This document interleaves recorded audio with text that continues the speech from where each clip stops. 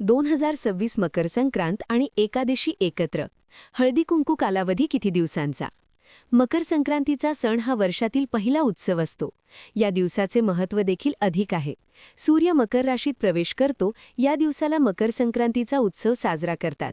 यावर्षी 14 जानेवारी 2026 म्हणजे बुधवारी मकर संक्रांत आहे आणि त्याच दिवशी षष्ठीला एकादशी देखील आली आहे. मकर संक्रांत आणि एकादशी एकाच दिवशी येण्याचा हा योग सुमारे 23 वर्षांनी आला आहे. यामुळे या दिवसाचे महत्त्व खूप वाढले आहे.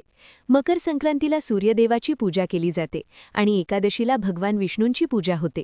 त्यामुळे या दिवशी केलेले नामस्मरण, दान आणि पूजा याचे फळ दुप्पट मिळते असे मानले जाते. एकादशी असल्याने या दिवशी अन्नाचा, विशेषतः भात किंवा तांदूळाचा त्याग करून उपवास करावा. संक्रांतीला आपण साधारणपणे गुळपोळी किंवा खिचडी खातो, परंतु यावर्षी एकादशी असल्याने तांदूळाची खिचडी खाणे टाळावे. तुम्ही खिचडीचे साहित्य, तांदूळ, डाळ, मीठ इत्यादी गरजू व्यक्तीला किंवा ब्राह्मणाला शिधा म्हणून दान देऊ शकता, पण स्वतः उपवास पाळावा. फराळाचे पदार्थ, राजगिरा, साबुदाणा, रताळे खाऊन उपवास करू शकता.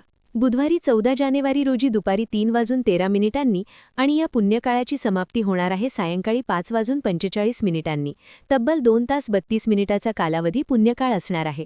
याही व्यतिरिक्त महापुण्य काळाचा मुहूर्त दुपारी 3:13 पासून ते सायंकाळी 4:58 असणार आहे आणि हा महापुण्य काळाचा मुहूर्त तब्बल 1 तास 45 मिनिटाचा असणार आहे. या कालावधीमध्ये आपण शुभकार्य करू शकता. या पुण्यकाळामध्ये केलेले स्नान, दान, जप आणि उपासना याला विशेष महत्त्व आहे. या काळात तीर्थस्नान किंवा अंघोळीच्या पाण्यात तीळ टाकून स्नान करावे. सूर्यदेवाला अर्घ्य द्यावे आणि त्यानंतर देवपूजा करून वाण म्हणजे दान द्यावे. यावर्षी तीळ आणि गूळ दान करण्याला विशेष महत्त्व आहे. षष्ठीला एकादशी असल्याने 14 जानेवारीला एकादशीचा उपवास धरावा. दुपारी 3 नंतर संक्रांतीची पूजा करावी आणि तांदळाचे पदार्थ खाणे टाळावे. मकर संक्रांत ही सूर्याच्या गतीवर ठरते.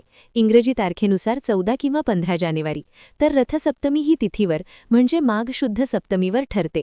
यावर्षी माघ शुद्ध सप्तमी ही 25 जानेवारीलाच आल्यामुळे मकर संक्रांतीनंतर लवकरच रथसप्तमी आली आहे. त्यामुळे हळदी कुंकू करण्यासाठी तुम्हाला कमी दिवस म्हणजे 12 दिवस मिळणार आहेत. 14 जानेवारी ते 25 जानेवारी या 12 दिवसातच तुम्हाला तुमचे हळदी कुंकूचे कार्यक्रम आटोपावे लागतील. तुम्हाला ही माहिती आवडली असेल तर व्हिडिओला नक्की लाईक करा, शेअर करा आणि अशाच माहितींसाठी आपल्या भक्तिविजय चॅनलला सबस्क्राईब करायला विसरू नका. भेटूया पुढच्या व्हिडिओमध्ये.